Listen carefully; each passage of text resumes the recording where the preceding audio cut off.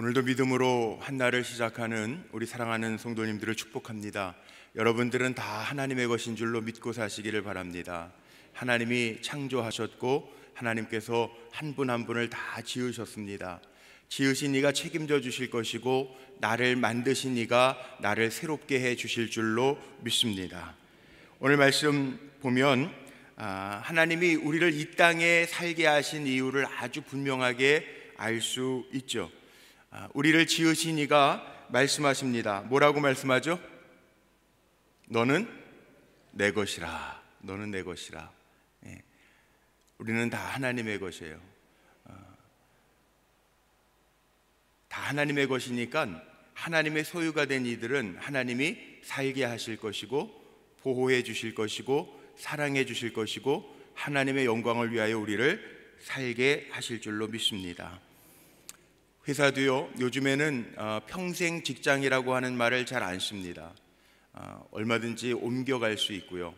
또 요즘에 우리 젊은 청년들 이야기 들으면 일단 취직이 잘 안 되니까 취직되는데 바로 취업을 해서 뭐 한 3, 4년 열심히 일하다가 자기의 주가를 높여서 스카웃돼서 가는 것, 이런 얘기들을 하더라고요. 얼마 전에 한 청년하고 얘기했는데 컨설팅 회사에 들어가서 열심히 일하고 있는데 나중에 옮겨가야죠. 그래서 어디로 옮겨가야 되는데 그랬더니 제가 어디 특정 회사 선전하는 건 아닌데 보통 저희들은 우리 현대자동차로 옮겨가는 거 꿈꾸고 있어요. 뭐 그러더라고요. 그래서 제가 이렇게 들으면서 사람들이 사장들이나 아니면 윗사람에게 잘 보여서 스카웃되는 것도 영광이라고 생각하는데 우리는 잘 모르고 살죠. 하나님이 여러분들 많은 사람들이 있는데 많은 사람들 가운데 너를 특별히 지명하여 불렀나니 너는 내 것이라. 하나님의 것으로 택함 받았다라고 하는 것이 큰 축복이라고 하는 것을 깨닫고 사시기를 바랍니다. 하나님이 왜 나를 내 것이라고 하셨는가? 하나님께서 만드셨기에 내 것이라고 그러셨고 오늘 1절 말씀해 보니까 하나님께서 나를 지으셨기 때문에 우리가 존재하는 이유, 존재의 목적, 하나님께서 내 것 삼으신 목적, 이거는 하나님의 영광을 위해서 우리를 지으셨다는 거예요. 그리고 우리를 불러주셨다는 거예요. 그리고 내 것, 하나님의 것 삼아 주셨다는 겁니다. 뭘 만들면요, 만드는 목적이 있잖아요. 아주 쉽게 제가 한번 예를 하나 들어볼게요. 제 성경에 보면 제가 예입니다. 아침에 잠 좀 깨시라고. 이게 성경 책갈피인데요, 제 아내가 만들어준 거예요. 뭐라고 써있냐면 Flowers for my 성훈. 무서운 말이네. 나의 성훈에게. 그러니까 제가 하나님 거지만 또 제 아내 것, 그러니까 이게 참 무서운 말이긴 한데, 이 만들어준 목적이 있어요. 성경책에 잘 끼워서 가지고 다니라고. 그리고 여기 제 이름까지 새겨서 제 집사람이 20년 전에 만들어준 겁니다.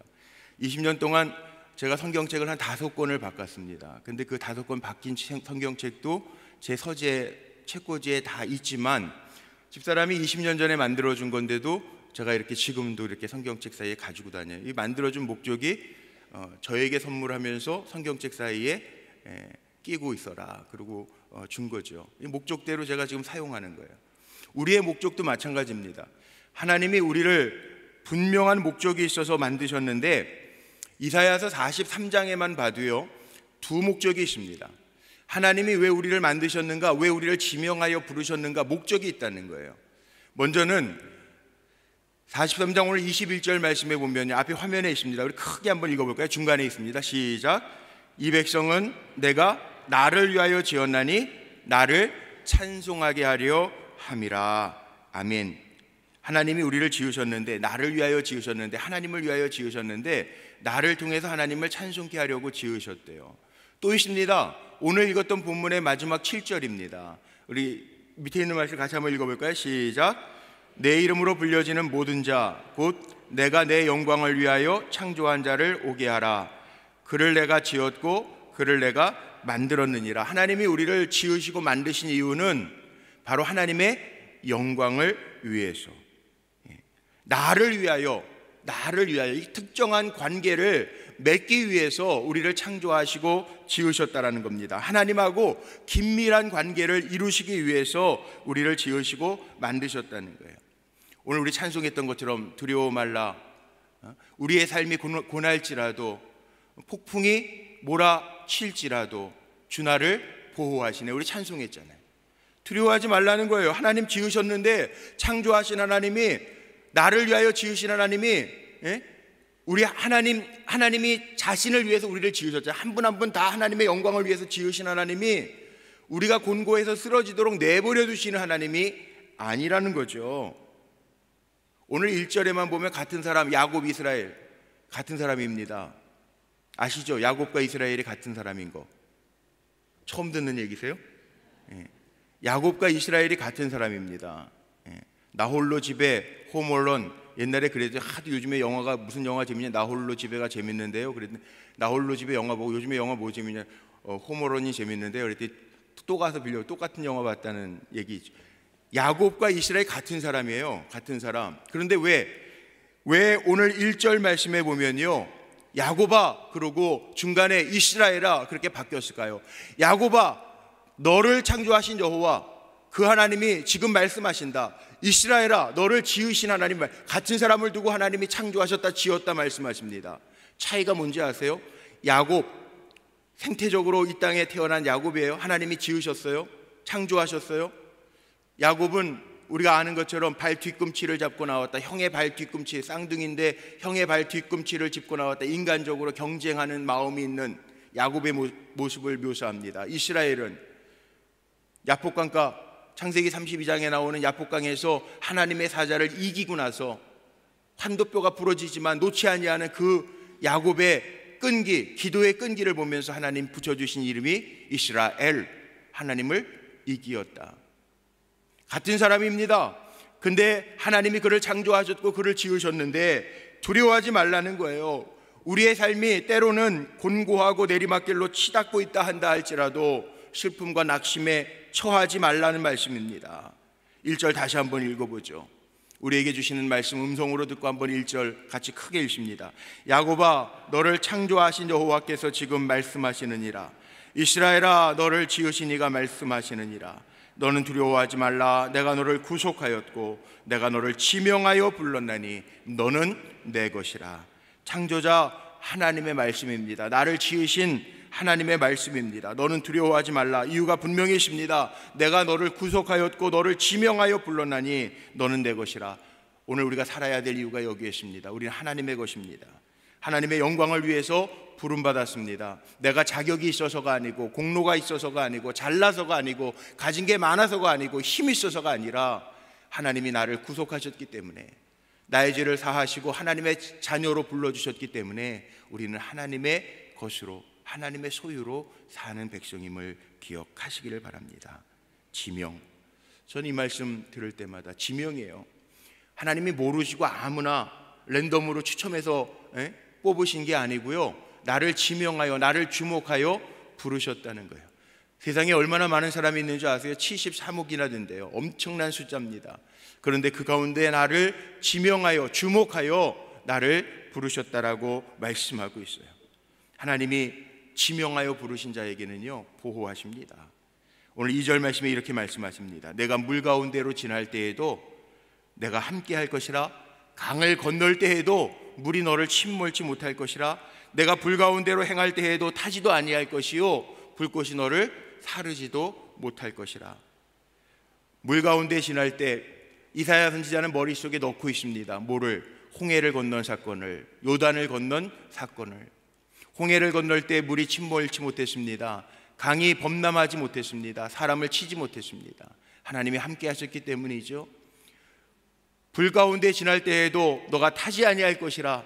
이사야의 머릿속에는 분명히 있습니다. 뭐가 있을까요? 뭐가 있을까요? 성경에 나오는 이야기들이 뭐가 있을까요? 물론 후대 이야기도 하지만 바벨론 포로 시대에 잡혀갔던 다니엘이 있습니다. 하나님 정말 약속대로 하시지 않아요? 하나님 약속대로 7배나 뜨거운 풀무불을 달구어 가지고 다니엘의 세 친구들을 집어넣지만, 그러나 머리털 하나 상하지 않아요. 하나님은 약속하시면 약속하신 대로 보호하세요.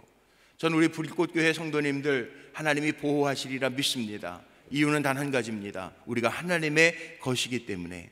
창조자 하나님, 우리를 지으신 하나님이 우리를 내버려 두지 아니하시고 우리를 다스려 주실 줄로 믿습니다. 하나님 창조자시기 때문에요, 물, 불 다 피조물입니다.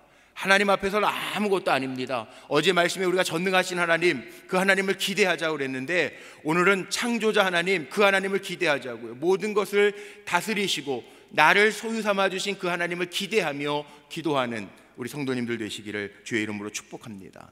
하나님은 나라도 다스리세요. 3절 말씀해 보니까 애굽을 너의 속량물로, 구스와 스바를 너의 대신으로 주었느니라. 과거에 이스라엘 백성들 하나님이 택하셨는데 그 이스라엘 백성들이 죄를 지을 때 하나님은 주변 국가도 사용하십니다. 애굽도 사용하셨고 블레셋도 사용하셨습니다. 때로는 이후의 이야기지만 바벨론도 사용하시고 아수르도 사용하십니다. 페르시아도 사용하십니다. 로마도 사용하십니다. 하나님 다 사용하실 수 있어요. 이웃 국가가 예뻐서 복 주시려고 사용하시는 것이 아니라 하나님이 지명하여 부르신 이스라엘 백성을 깨닫게 하시고 이스라엘 백성으로 하여금 내가 너를 지명하여 불렀나니 너는 내 것이라 나를 위하여 지었다. 하나님과 친밀한 관계를 맺기 위하여 하나님께서 주변의 나라들도 사용하신다는 거예요. 내 주변의 환경들도 하나님은 사용하실 수 있는 하나님이시라는 거예요. 왜? 창조주 하나님이시니까. 우리 사랑하는 성도님들 삶 속에 주변의 환경 때문에 어려워하고 힘들어하는 분들도 있어요. 염려하지 마세요. 두려워하지 말래요. 하나님이 침몰치 아니하게 하실 것이고, 혹 우리가 하나님의 품을 떠났거나 하나님이 우리를 지으신 목적, 하나님을 찬송케 하고 하나님의 영광을 위하여 살아야 되는데 그 하나님의 정하신 길에서 이탈하면 하나님이 주변 환경을 사용하시는 것 뿐이지 우리를 망하게 하시는 하나님은 아니라는 겁니다. 그래서 분명하게 이야기하세요. 하나님은 이스라엘 그 하나님의 지명하여 부르신 백성들을 위하여 주변의 나라들을 사용하는 거지 너를 대신하여 줄 것들이지 너와 바꿀 것은 아니라는 거예요. 왜? 이유가 있습니다. 이 4절 너무 중요한 말씀이 나와요. 4절에 보니까 우리 소리 한번 내서 읽어볼까요? 시작. 내가 내 눈에 보배롭고 존귀하며 내가 너를 사랑하였은즉 내가 내 대신 사람들을 내어 주며 백성들이 내 생명을 대신하리니. 이 말씀이에요. 하나님이 창조하시고 지으셨는데요, 보배롭고 존귀하며 내가 너를 사랑하였은지. 부모님들 눈에는요 자기 자식이 참 이쁩니다. 아멘 안 하시면 안 이쁘신가 봐요. 요즘 속 좀 세기나 보죠. 부모들의 눈에는 참 예뻐요. 손주들 예쁘죠.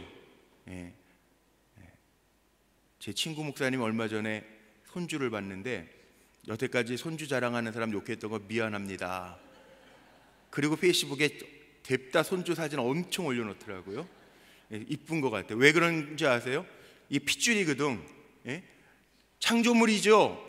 하나님이 우리 창조하셨는데 내 혈통이거든요. 내 자녀를 통해서. 자식이 이쁜 거는 다른 게 아닙니다. 다 귀한데요, 다른 사람의 자식도 귀한데 내 자식이거든요. 내 것, 내 소유, 내 자식이거든요.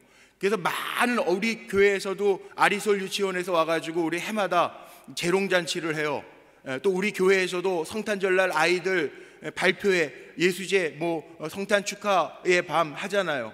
엄마 아빠들이, 젊은 엄마 아빠들이 다 앞에 나와가지고 자기 애들 사진 찍느라고 정신없어. 이뻐가지고 제 눈엔 다 이쁘더라고요. 근데 부모님들 눈에는 특별히 자기 애들이 눈에 들어와요. 사랑스러워. 왜? 자기가 낳거든 아파서. 하나님이 만들어주셨거든요 우리를. 그래서 하나님이 우리를 보시면서 보배롭고 존귀하며 내가 사랑하였은즉 그렇게 말씀하세요. 우리는 하나님이 사랑하시는 존재예요. 우리가 그 창조주 나를 지으신 하나님의 능력을 입으려면 믿음만 가지고 있으면 돼요. 다른 거 필요 없어요. 공로 필요 없어요. 하나님이 나를 창조하셨다, 하나님 나를 지으셨다, 그러니까 내가 하나님의 영광을 위하여 살아야 되겠다, 그 믿음만 가지고 나오면 하나님이 역사하십니다. 왜? 약속입니다. 요한복음 3장 16절 말씀에 이렇게 하나님이 말씀하셨습니다. 복음 중에 복음이라고 이야기하죠. 같이 한번 읽어볼까요? 하나님이 세상을 이처럼 사랑하사 독생자를 주셨으니 이는 그를 믿는 자마다 멸망하지 않고 영생을 얻게 하려 하심이라. 하나님이 이 세상을 사랑하셔서 독생자 예수를 보내주셨고 누구든지 믿는 자마다 영생, 하나님의 자녀 되어서 영원히 주님과 동거할 수 있는 특권이 주어졌다는 거예요. 고린도 후서 4장 7절 말씀도 있습니다. 한번 읽어볼까요? 우리가 이 보배를 질그릇에 가졌으니 이는 심히 큰 능력은 하나님께 있고 우리에게 있지 아니함을 알게 하려 함이라. 믿음만 제대로 있으면요, 우리 낙심할 필요 없어요. 우리는 약하지만 심히 큰 능력이 하나님께 있다. 창조주 하나님께 있다. 나를 지으신 하나님께 있다. 이 믿음만 있으면 어떠한 어려움과 절망 속에서도 우리를 살게 하시는 하나님. 그래서 요한 1서 5장 말씀에 보면 5장 4절에 믿음이 세상을 이기는 힘이라고요. 우리 찬송도 하잖아요. 믿음이 이기네, 믿음이 이기네. 온 세상이 이기네. 이길 수 있는 힘은 믿음에 있다는 거예요. 하나님이 나를 창조하셨고 나를 지으셨고 하나님의 영광을 위하여 지으셨기 때문에 나를 버리지 아니하시고 나의 모든 문제까지 주변 환경까지도 다스려 주실 것이라고 하는 것을 믿고 나아갈 때 여기에 역사가 있음을 기억하며 사는 우리 성도님들 되시기를 주님의 이름으로 축복합니다. 보배롭고 존귀하게 여기시기 때문에 두려워하지 말라. 내가 너와 함께 할 것이라. 5절 6절 말씀해 보니까 동쪽, 서쪽, 남쪽, 북쪽, 뭐죠? 사방팔방이에요. 동쪽이 어느 쪽입니까? 이스라엘 백성들은 성전의 문을 동쪽으로 향해 냈죠. 우리 교회도 동쪽으로 지금 문이 나 있어요. 얼마나 좋은지 몰라요. 주일날 일부 예배 때 문 열어놓으면 햇빛이 쫙 십자가까지 비춰집니다. 저는 그렇게 기도합니다. 하나님, 이 빛이 동쪽에서부터 비춰지는 이 밝은 빛이 우리 성도들에게 비춰져서 성도들의 삶 속에 어두움의 빛이 물러가게 하옵소서. 동쪽에서부터 하나님의 이런 빛이 임한다. 서쪽이요, 해 지는 쪽이 서쪽입니다. 우리가 보통 인생의 절망 가운데 있을 때 나는 지는 해야, 나는 이제 별로 희망이 없어, 그렇게 할지 모르지만 서쪽에서요 주님이 일으켜 세워주신다는 거예요. 기울어지는 인생 같은데 주님이 서쪽에서부터 모으신대요. 일으켜 세워주신대, 다시 힘주신다는 거예요. 북쪽이요, 이스라엘 백성을 괴롭게 했던 북방의 큰 민족들이 있습니다. 아수르도 북쪽입니다. 바벨론도 북쪽입니다. 페르시아도 북쪽입니다. 그런데 하나님이 거기에서부터, 이 북쪽에서부터 이르기를 내놓으라, 너희가 포로로 잡고 있지 말고 내놓으라 말씀하실 것이고, 남쪽은요, 남쪽도 있습니다. 남쪽은 애굽을 가리킵니다. 애굽은 화려한 문화에, 그래서 기근이 들었을 때 다 애굽 땅으로 내려가죠. 그런데 애굽에게 이렇게 명하신대요. 가두지 말라. 가두지 말라. 여러분, 유혹에 빠져서 갇히지 마십시오. 우리는 하나님의 영광을 위하여 지음받은 존재니까 동서남북 어느 쪽이나 하나님이 명하시면 우리를 살게 하시고 높여주신다라고 하는 약속의 말씀이에요. 이유는 단 하나입니다. 뭡니까? 내 영광을 위하여 나를 지었다. 하나님 창조주 하나님이에요. 하나님의 영광을 위하여 나를 지었으니 두려워하지 말고 염려하지 말고 담대하게 나아가는 귀한 종들 되시기를 주의 이름으로 축복합니다. 예화 한 가지만 들고 말씀 마칠게요. 비행기가 없던 시대, 1700년대 미국 선교사가요 선교하고 돌아오는데, 거기에 아주 이름 있는 유명한 사람들 그 배에 같이 타서 들어오는데요, 그 사람은 본토에 들어올 때 뭐 이렇게 대단한 환영식을 해주는 거예요. 근데 선교사는 이름도 없지 빛도 없이 나가서 주의 복음 전하다 들어오는데 누가 알아주기를 해요? 뭐 이름 있는 정치인은 막 환영해주고 환영 인파도 나오고 흔들어주고 그러는데 속상해서, 하나님, 저는 아무것도 아닌가 봐요. 나를 반겨주는 사람은 아무도 없네요. 그때 하나님이 감동하시는데 이렇게 감동하시더라는 거예요. 아니다. 너 아직 세상에 사명 다 있어. 네가 나중에 나의 집에 들어올 때는 내가 천군 천사를 보내서 나팔을 불고 내가 환영해 줄 거야. 아직 사명이 있어. 네 인생 끝난 거 아니야. 그렇게 말씀하시더라는 거예요.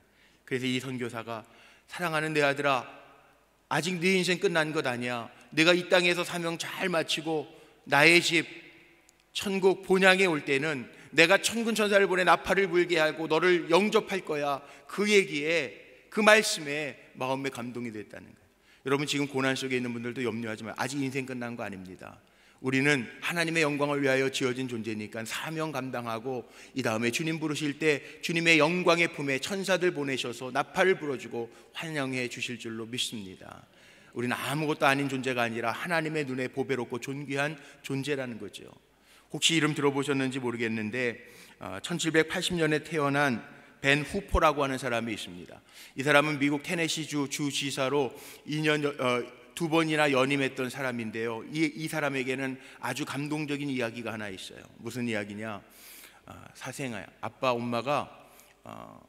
원래 루엘 벤이라고 하는 사람인데요. 교수였는데 부모들이 허락을 안 해서 결혼 허락을 못 받고 호적을 올리지 못하는 거예요. 결혼 입적을 못한 거죠. 애를 낳는데, 결혼한 전에 혼전에 애를 낳는데, 그러니까 엄마가, 이 아이의 엄마가 전전하면서 다니면서 사생아처럼 길렀어요. 사람들이 아빠 없는 자식이라고 손가락질하고 그렇게 살다가 12살 때요 처음으로 교회 가요.